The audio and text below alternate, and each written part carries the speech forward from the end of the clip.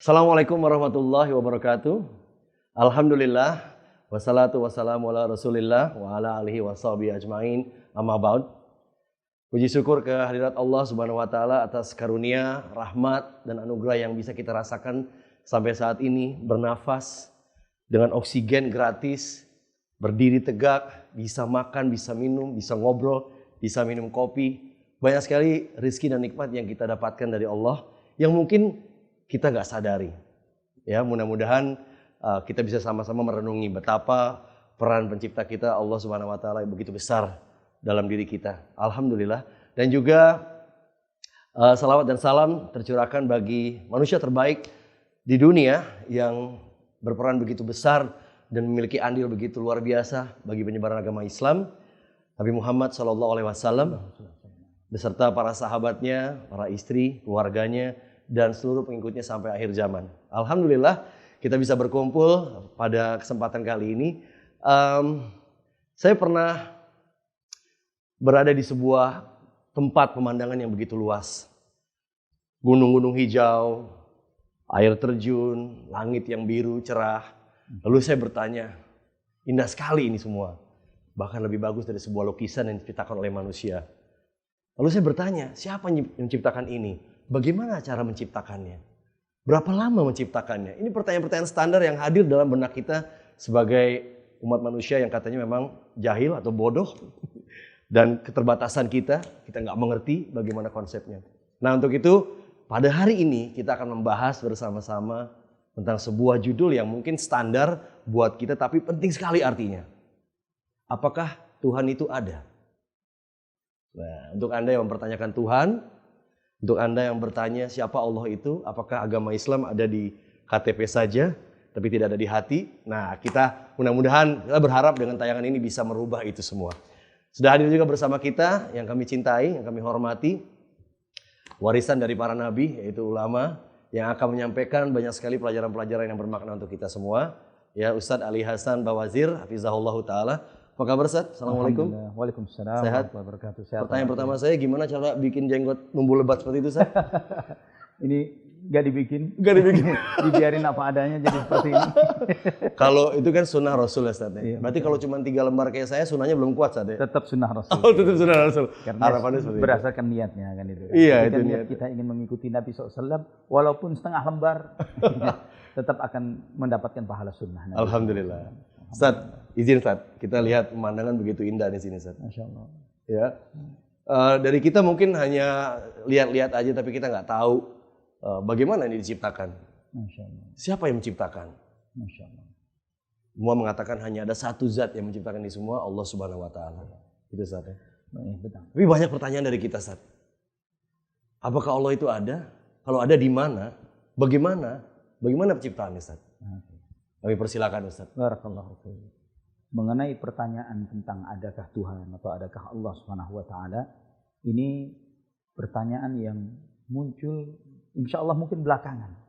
Karena ketika kita membaca dan melihat sejarah kehidupan manusia, peradaban-peradaban kuno meyakini akan adanya Tuhan.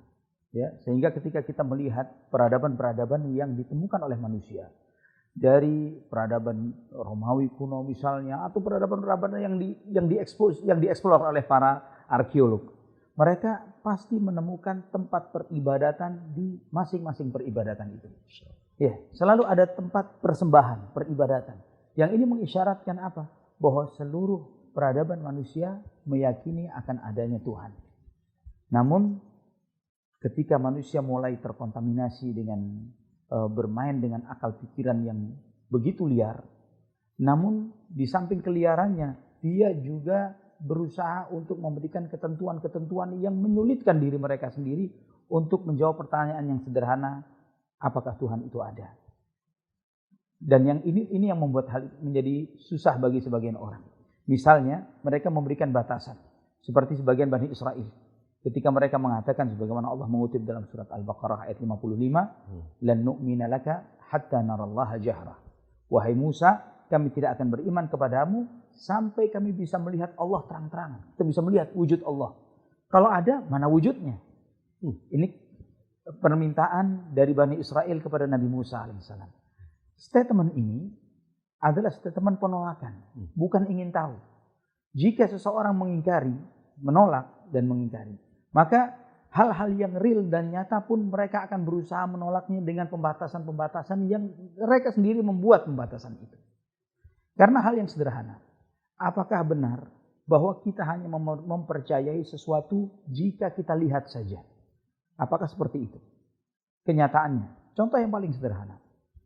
Tokoh-tokoh sejarah, kita kenal nama Aristoteles misalnya, Plato, Gajah Mada, apa kita lihat? Majapahit, dan banyak lagi yang lainnya. Banyak hal itu informasi kita percaya, kita yakini ada benar walaupun kita tidak pernah melihatnya. Karena apa? Karena dari sumber-sumber berita yang bisa dipercaya. Nah, disinilah maka jika ternyata sumber informasi itu bukan hanya dilihat dari sekedar apa yang bisa kita lihat, karena memang Allah Subhanahu wa taala telah memperkaya kita dengan potensi-potensi yang dengan itu kita bisa menerima dan menangkap kebenaran. Wa ja'alna lakumus sam'a wal absara wal afidah la'allakum tashkurun. Kami jadikan bagi kalian pendengaran, penglihatan dan hati nurani supaya kalian bisa bersyukur. Inilah potensi yang Allah berikan. Akal pikiran, panca indera, ya, dan ini adalah sumber-sumber bagaimana kita mengakses informasi. Jadi, tentang pertanyaan adakah Tuhan? Hal yang paling sederhana, siapapun kita yang hidup di muka bumi, mau dia ateis atau tidak ateis, mereka selalu menggunakan hukum kausalitas, sebab akibat, ya, bahwa adanya suatu jejak mengisyaratkan bahwa ada yang pernah menapak jejak tersebut. Ya, ketika kita di dalam rumah dengan santainya kita parkir mobil kita di luar, ketika kita keluar ternyata mobil kita tergores.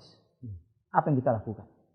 Kita akan mencari siapa pelakunya. Betul. Ya, kita tidak akan ini terjadi dengan sendirinya. Seateis apapun dia. Ya. Ateis pun akan menjalani konsekuensi ini di dalam perjalanan hidupnya 24 jam. Tapi kecuali dalam satu konteks ketuhanan. Saya nggak mau terima urusan dalam hukum sebab akibat dalam konteks ketuhanan. Dan ini adalah kesombongan. Ya, padahal hal yang sederhana. Bagaimana kita bisa mengatakan benda-benda yang ada ini terjadi dengan sendirinya? Paling simpel. Jadi sehingga para ulama sampai mengatakan bahwa bukti adanya Tuhan sebanyak apa? Sebanyak apa yang bisa dilihat oleh mata kita.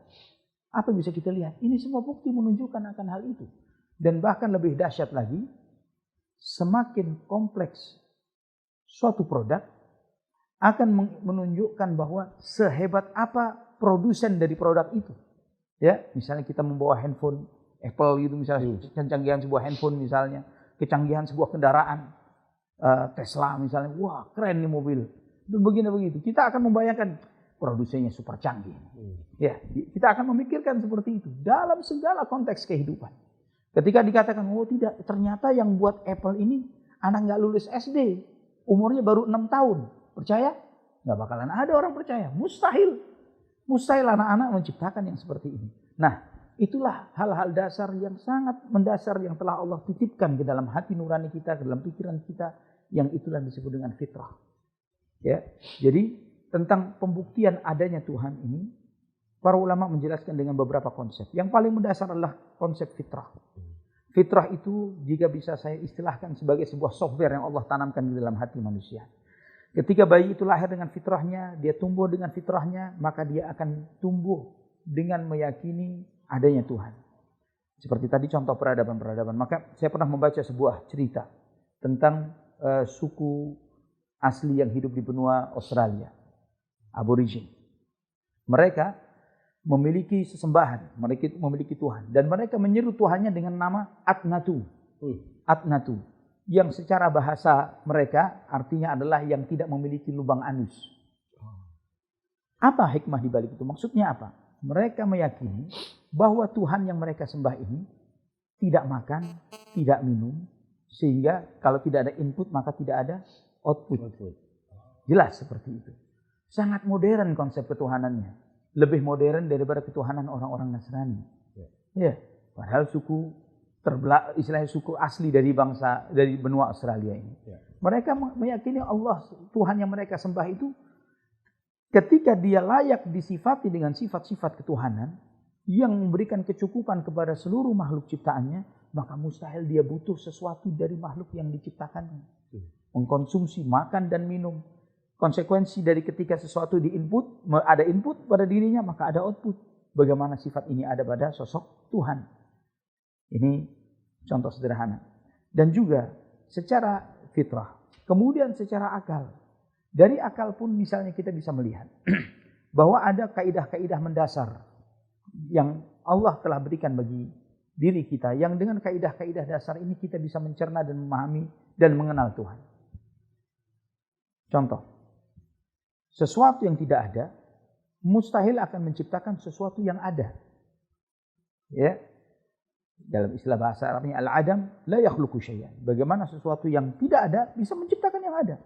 Seperti keteraturan yang ada di tempat kita ini. Yeah. Misalnya kita katakan bahwa ini ternyata menata dirinya sendiri. Televisi menaruh dirinya, meja dan semuanya sebagainya. Kopi juga di meja kita ini.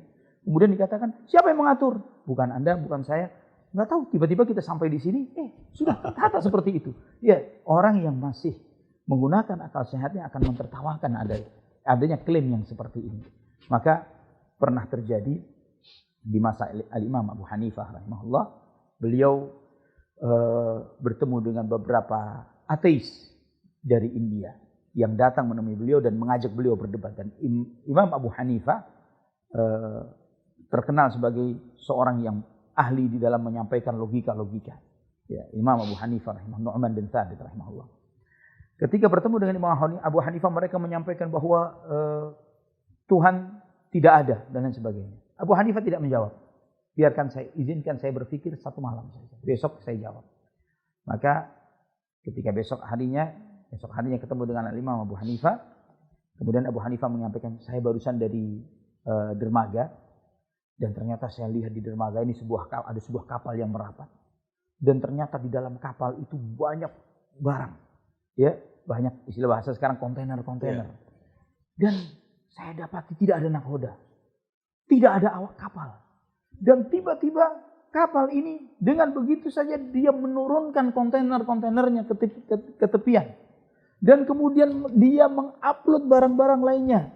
Tanpa nakoda, tanpa awak kapal, tanpa siapapun yang mengontrol itu semuanya. Terjadi dengan sendirinya. Maka orang-orang India ini mengatakan, ya Abu Hanifah, kami kira kamu orang paling waras yang kami temui. Ya, ternyata kamu kurang waras. Kamu gila dengan mengatakan sesuatu ada seperti ini. Kata Imam Abu Hanifah, hanya untuk sebuah benda kapal, Anda tidak bisa mempercayai bahwa kapal itu ada dengan sendirinya. Dan proses loading unloading barang ini terjadi dengan sendirinya. Bagaimana dengan keteraturan yang ada di alam semesta ini? Kompleksitasnya daratan, lautan, udara, tata surya dan lain sebagainya. Kemudian Anda mengatakan bahwa ini terjadi dengan sendirinya. Di mana akal Anda? Anda lebih tidak waras. Sesuatu yang tidak ada mustahil menciptakan yang ada. Kemudian yang tidak memiliki sesuatu, bagaimana dia bisa memberi? Seseorang bisa bersedekah ketika dia memiliki harta. Ya, tanpa harta, bagaimana kita bersedekah? Kita bisa menciptakan sebuah produk tertentu dari apa yang kita miliki, dari bahan baku yang kita miliki. Seorang produsen menciptakan cangkir ini misalnya. Maka dia memiliki kemampuan dan keahlian untuk membuat cangkir ini. Dan dia memiliki bahan baku dasar untuk mengolah dan terjadilah ini. Maka dia masih memiliki tanah liat, dia memiliki ini, dia memiliki itu, sehingga jadilah produk seperti ini. Kemudian terkait tentang alam semesta. Kita melihat di alam semesta ini ada kehidupan. Ada kehendak. Ada sifat-sifat. Bagaimana sesuatu yang tidak hidup, ya, orang-orang ateis mengatakan ini terjadi dengan begitu saja, tanpa ada yang mencipta. Sesuatu yang begitu saja, tanpa ada yang mencipta, tidak punya kehidupan. Tidak punya keinginan. Tidak punya pilihan-pilihan. Bagaimana mereka bisa menciptakan sesuatu yang punya kehidupan, punya kehendak, punya pilihan-pilihan? Bagaimana itu bisa terjadi? Jadi, bagaimana sesuatu yang tidak memiliki kehidupan bisa memberikan kehidupan? Ini sekedar contoh saja. Yang paling sederhana, jika kita tidak memiliki sarana alat untuk menciptakan suatu produk elektronik, bagaimana kita bisa menciptakan sebuah produk elektronik? Ya, atau motor, atau bangunan, dan yang sebagainya. Sesuatu ini terjadi, adanya rumah ini, ada tempat ini, adalah dari orang-orang yang memiliki potensi untuk membuat ini. Dia punya semen, dia punya batu bata, dia punya ini paku dan lain sebagainya. Punya kemampuan dan keahlian untuk membuat produk-produk ini. Jadi klaim yang mengatakan bahwa sesuatu yang terjadi dengan sendirinya, bagaimana mereka mengatur? Seperti anggapan sebagian orang-orang ateis, mereka mengatakan bahwa proses kejadian alam ini dengan melalui proses tahapan evolusi misalnya. Kita tanya kepada mereka yang meyakini akan tahapan evolusi ini. Siapa yang mengatur tahapan-tahapan itu? Jika tahapan itu ada. Bagaimana proses itu tidak terjadi misalnya dari darat ke laut. Tapi mereka membuat dari satu sel, multisel, lautan, daratan, udara. Mereka membuat kesinambungan ini dari sesuatu yang tidak punya planning dan rencana. Insya Allah. Pertanyaan yang paling gampang seringkali orang berdebatkan. Dulu mana ya? Telur atau ayam? Ayam atau telur? Ya, seringkali diperdebatkan akan hal ini. Yang perlu ditanyakan sebelum kita menghabiskan potensi kita, akal kita, waktu kita untuk memperdebatkan mana dulu telur atau ayam atau telur, kita tanya, sebelum ayam ada, makanan untuk ayam ada tidak? Kira-kira ada tidak? Jawabannya sederhana. Kalau makanan untuk ayam tidak ada sebelum ayam ada, maka hari ini kita nggak bakal makan ayam. Ayam punah. Ya kan? Karena apa? Karena ketika dia ada, tidak ada makanan untuk ayam. Habis. Sebelum semua makhluk hidup, ini sederhana saya kasih contoh ayam. Nah, siapa yang merencanakan? Sebentar lagi bakal ada ayam nih. Maka siapin dulu makanan yang dibutuhkan oleh ayam. Sebentar lagi bakal ada sapi. Siapkan makanan yang dibutuhkan oleh sapi. Sebentar lagi ada ini, ada itu. Terus demikian. Siapa yang buat rencana ini? Tiba-tiba terjadi begitu saja. Bagaimana ini bisa diterima oleh akal waras? Sesuatu yang sederhana saja dari benda-benda mati yang ada di hadapan kita. Kita tidak bisa menerimanya begitu saja jika ada orang menyampaikan bahwa ini terjadi dengan demikian, apalagi sesuatu yang sangat kompleks. Dan kemudian salah satu logika dasar yang paling sederhana adalah dengan mencermati suatu produk, itu akan menunjukkan sebagian dari sifat sang produsen. Ya, ketika kita mencermati suatu produk, maka kita akan mengetahui sifat dari sebagian dari sifat sang produsen. Misalnya kita melihat sebuah handphone yang canggih, maka kita akan mengetahui bahwa produsen HP ini adalah seorang yang ahli di bidang software dan hardware. Ya, dia memiliki kemampuan memindahkan software dengan kecanggihannya masing-masing dengan fungsi-fungsinya di dalam satu alat ini. Ya, dan dia bisa bukan cuma sekedar mengoperasikannya, bahkan mengupgrade-nya dan terus demikian. Tanpa kita bertemu langsung dengan siapa si produsen itu. Kita nggak kenal. Ya, produk kita ini, handphone kita ini, siapa nama si pembuatnya? Ya, kita nggak kenal sama sekali. Pakaian yang kita pakai, kendaraan yang kita tumpangi, dan segala kacamata yang kita pakai, terus peralatan elektronik yang ada di sekitaran kita. Setiap kita mencermati meja ini misalnya, dengan kita memikirkan meja ini yang terbuat dari kayu, ya pasti yang membuatnya pasti tukang kayu, walaupun kita nggak kenal siapa namanya. Kemudian juga kita akan mengetahui bahwa si tukang kayu ini memiliki potensi dan kemampuan untuk mengolah kayu yang bongkahan itu menjadi sesuatu yang tipis seperti ini dan dengan halus seperti ini. Dia punya kemampuan untuk mengolah warnanya. Ya. Dia punya peralatan-peralatan itu walaupun kita tidak melihatnya. Hanya memikirkan dari produk. Nah, kita berlakukan hal ini kepada sosok kita misalnya manusia. Makhluk hidup yang ada. Telur. Contoh sederhana, telur. Ayam yang terlahir dari telur, ketika dia keluar dari cangkang telurnya pecah, jadi ayam. Ayam itu atau burung ini ada sayapnya, ada kakinya, ada paruhnya, ada segala potensi itu. Pertanyaannya sederhana, penglihatan di dalam cangkang telur dia butuh penglihatan? Nggak butuh.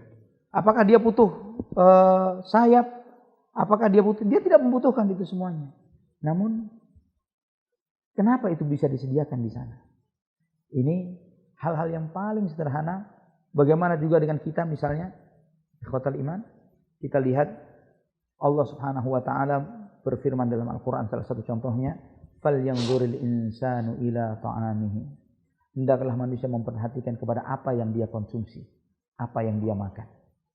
Perintah ini bukan cuma sekedar melihat, oh menu saya ini ayam goreng, menu saya ini rendang Padang.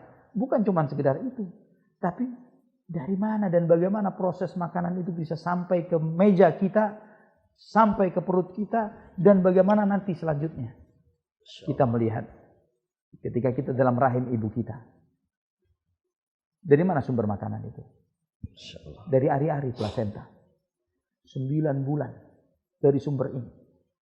Sampai pada waktunya sumber ini harus diputus. Apakah rezeki terputus karena itu? Subhanallah. Allah switch on sumber lain, air susu ibu, sesuai dengan kebutuhan sang janin. Sampai hari ini ilmu pengetahuan modern angkat tangan untuk bisa menciptakan produk susu seperti ASI, air susu ibu. Ada seorang ateis pernah diskusi dengan saya tanya, Pak, siapa yang men-switch off plasenta dan kemudian men-switch on air susu yang tidak sewaktu-waktu bisa seorang wanita sewaktu-waktu mengeluarkan ASI-nya. Tapi ada mekanisme besar yang maha kuasa Allah Subhanahu wa taala yang memberikan kecukupan kepada janin yang semua ilmu pengetahuan modern angkat tangan untuk itu. Dan Allah maha tahu bahwa janin ini dia akan tumbuh besar. Maka ditumbuhkan gigi.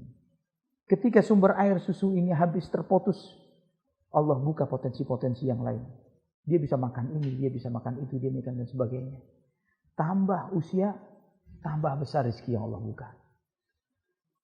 Dan bagaimana bisa sesuatu yang tidak ada bisa membuat perencanaan sekompleks ini, sedetail ini, mencukupkan seorang ibu sadar siapa yang memberikan konsumsi kepada janinnya. Apakah sang ibu? Dia tidak tahu. Ini mekanisme yang sudah terjadi begitu saja. Siapa yang menyebabkan ASI-nya terproduksi? Dia tidak tahu. Ini mekanisme yang sudah terbentuk pada dirinya. Nah, ini hal yang paling sederhana. Bagaimana kita bisa menunjukkan keberadaan Allah Subhanahu wa taala. Masya Allah.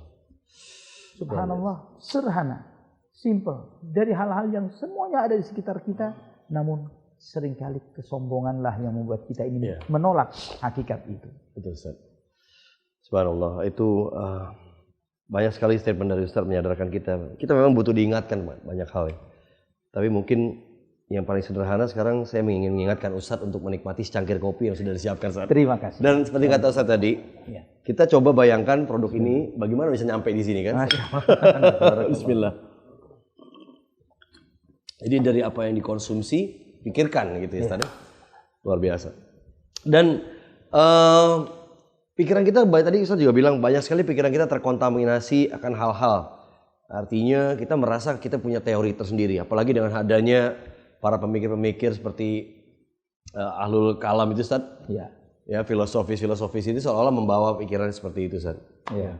Nah, dalam kehidupan sehari-hari Ustaz, jika kita merenungi apa yang sebaiknya harus kita tanamkan dalam pikiran kita untuk membuktikan bahwa Tuhan itu ada, dan kita harus apa Ustaz untuk selalu menanamkan pemikiran itu Ustaz? Baik. Seringkali akal itu menolak karena membuat batasan-batasan yang memang memaksa dia untuk tidak bisa menerima kenyataan yang sebenarnya. Kalau ditanya tentang keberadaan Allah dan bukti akan keberadaannya, keberadaan Allah itu lebih terang ketimbang bukti siang itu sebagai bukti matahari terbit. Lebih kuat dari itu. Bagaimana tidak? Karena matahari siang dan malam Allah Subhanahu wa taala yang menciptakannya. Maka bukti keberadaannya lebih terang daripada semua makhluk yang tercipta ini. Nah, karena keberadaan kita pun sebagai bukti akan adanya Allah Subhanahu wa taala. Namun seringkali ya, karena kita ini membatasi, seperti tadi saya sampaikan, bahwa saya hanya mau beriman kalau bisa saya lihat. Kalau tidak saya lihat, saya tidak mau mengimaninya. Katanya seeing is believing Ustaz. Ya. Kenyataannya tidak seperti itu. Ya. Dalam kehidupannya sendiri, ketika dia mengimani bapak ibunya sebagai orang tuanya, apa buktinya? Apakah dia sadar ketika dia dikandung oleh ibunya sekian bulan? Dia sadar ketika dia terlahir dari rahim sang ibu? Dia hanya mempercayai klaim itu. Ya. Ternyata tiba-tiba setelah dia dewasa, kamu saya pungut dari panti asuhan. Shock dia. Shock. Iya kan begitu. Ternyata banyak hal di dunia ini yang dia ketahui bukan bersumber dari apa yang seeing is believing. Iya. Ternyata banyak di luar itu. Jadi, justru bagian daripada keyakinan diri kita adalah suatu hal yang meskipun tidak ada bentuk fisiknya kita harus meyakini. Itu adalah faith atau keyakinan sesungguhnya, Ustaz. Benar. Ya, alhamdulillah. Nah, juga ada beberapa pertanyaan-pertanyaan dari teman-teman saya di luar sana seputar ini semua. Kalau Tuhan itu ada di mana, Ustaz? Ya. Subhanallah. Di mana Tuhan itu saat ini? Baik. Fitrah kita, fitrah manusia. Ketika hati kita sedang galau, ketika hati kita ini lagi hilang pegangan, kemana hati kita mengadah? Menuju ke bawah, kanan, Ke atas. ke atas. Siapapun dia. Maka secara naluri dan fitrah akan mengatakan terserah kepada yang Di atas. di mana-mana atau di atas. Di atas. Di atas. Terserah apapun agamanya. Berarti kalau di mana-mana terserah pada yang di mana-mana. Terserah kepada yang di atas. Karena memang secara fitrah kita meyakini bahwa Allah yang menciptakan segala sesuatu ini maha tinggi, di tempat yang sangat tinggi, yang maha besar, di tempat yang di luar akal kemampuan manusia. Maka fitrah itulah walaupun ketika kita sedang sujud di tempat yang paling rendah di posisi kita di muka bumi ini, kita sejajarkan kepala kita dengan kaki kita, hati kita kemana? Atas. Bukan kemana-mana. Bukan ke kanan, bukan ke kiri, bukan ke sini, ke situ. Izin Ustaz, kemudian berkembang lagi. Kalau di atas sebelah mana dan seberapa besar? Ya. Ya itu kan pikiran manusia pasti seperti itu, Ustaz. Baik. Dia melihat apakah menempati ruang atau tidak. Allah Subhanahu wa taala yang menciptakan ruang, Allah Subhanahu wa taala yang menciptakan waktu. Dimensi ini ciptaan siapa? Allah Subhanahu wa taala. Maka ketika seseorang memberikan batasan kepada Allah Subhanahu wa taala dengan dimensi yang diciptakannya, maka dia telah menyerupakan Allah Subhanahu wa taala dengan makhluknya. Allah di luar kapasitas itu. Maka manusia tidak bisa mencerna secara mutlak tentang keberadaannya tanpa informasi yang jelas. Dari mana informasi yang jelas itu? Dari Allah Subhanahu wa taala sendiri. Misalnya ketika Allah Subhanahu wa taala berfirman Ar-Rahmanu 'alal 'arsy istawa dalam surat Thaha ayat 5 bahwa Allah yang Maha Pengasih bersemayam berada di atas arsy. Ya, dan arsy ini adalah payungnya seluruh makhluk yang terbesar. Dan Allah Subhanahu wa taala menyampaikan kepada kita bahwa Allah ada di atas arsy. Dan seringkali ketika atas itu yang mana? Saya pernah diskusi dengan seseorang. Saya sampaikan kepada orang tersebut bahwa ketika Anda merasa besar, maka Anda akan gamang dan bingung untuk menentukan mana atas dan mana bawah. Sederhana. Bagaimana kita membandingkan bola bumi ini dengan tata surya yang bisa diakses oleh ilmu pengetahuan manusia? Apa bisa saya katakan bahwa bumi ini dibandingkan dengan tata surya yang bisa diakses oleh ilmu pengetahuan manusia ini jauh lebih kecil dari debu? Maka saya umpamakan begini. Misalnya meja ini. Di bawah meja ini banyak atom yang tidak bisa kita lihat. Ya. Jika di dalam salah satu partikel atom itu bumi dan kita ada di atasnya, di salah satu partikel itu, dimanapun kita di partikel ini dan menunjuk ke atas, maka atasnya adalah meja ini. Kita di bawahnya, jauh. Subhanallah. Paham ya? Ya. Ya. Walillahil matsalul a'la, dan Allah memiliki perumpamaan yang jauh lebih besar dan lebih tinggi. Jadi batas nggak ada batasnya, Ustaz, ya. Artinya kita sangat kecil sekali dibanding ciptaan Allah di luar sana, dan seyogyanya kita harus lebih memuji dan mengakui itu semua, Ustaz, ya. Insya Allah. Luar biasa sekali pemirsa, banyak pelajaran penting yang bisa kita dapatkan di The Better Life with Islam. Isi kali ini saya masih punya banyak pertanyaan dan mewakili teman-teman di luar sana banyak sekali pertanyaan. Insya Allah kalau mengikuti serial ini satu persatu semua pertanyaan akan kita buka, Ustaz, ya. Kita kuakkan satu persatu, termasuk bagaimanakah hadirnya Quran, lalu bagaimanakah prosesnya hadis itu berjalan dari satu titik ke titik lain? Mengapa kita mempercayai seorang yang hidup dan berbicara di 1400 tahun yang lalu? Apakah ini masuk ke logika, dan apakah logika ini wah luar biasa, Ustaz. Tapi kita simpan dulu rasa penasaran. Yang pasti saya ingin mengingatkan Anda dan kita semua, terutama saya, tentang beberapa hal yang sangat penting. Ketika kita meragukan adanya Allah Subhanahu wa taala, Tuhan, ingatlah tadi yang Ustadz juga bilang, bagaimanakah mungkin sesuatu yang ada datang dari sesuatu yang tidak ada? Kalau Anda percaya Tuhan itu tiada, mana mungkin kita semua dan semua ini ada? Bagaimana mungkin yang ada datang dari sesuatu yang tidak ada? Yang kedua, bagaimana mungkin sesuatu yang tidak ada bisa membuat, mengatur, mengorganisir, memanage, memberi makan, semua memplanning dengan baik. Tidak hanya menciptakan seekor semut, kura-kura, tapi juga memberi makan, memastikan rezekinya juga ada di situ, Ustaz. Itulah karena Allah Subhanahu wa taala yang menciptakan itu semua. Banyak pelajaran. Jazakallahu khairan katsiran, Ustaz. Mudah-mudahan kita bisa berjumpa lagi, sehat selalu. Ya. Pemirsa, itulah akhir dari The Better Life of Islam. Kalau Anda punya pertanyaan, silakan Anda tulis komentar di YouTube channelnya Sahla TV. Jangan lupa untuk di like, subscribe, dan pasang notifikasi on. Biasanya gitu, Ustaz. Like, follow nggak ya? Like, follow, subscribe gitu. Terus jangan lupa dipasang ini, karena setiap saat insya Allah Sahla TV akan menghadirkan konten-konten terbaik yang mudah-mudahan bisa menjawab semua pertanyaan dari Anda seputar Islam. Terima kasih banyak. Wassalamualaikum warahmatullahi wabarakatuh. Waalaikumsalam warahmatullahi wabarakatuh.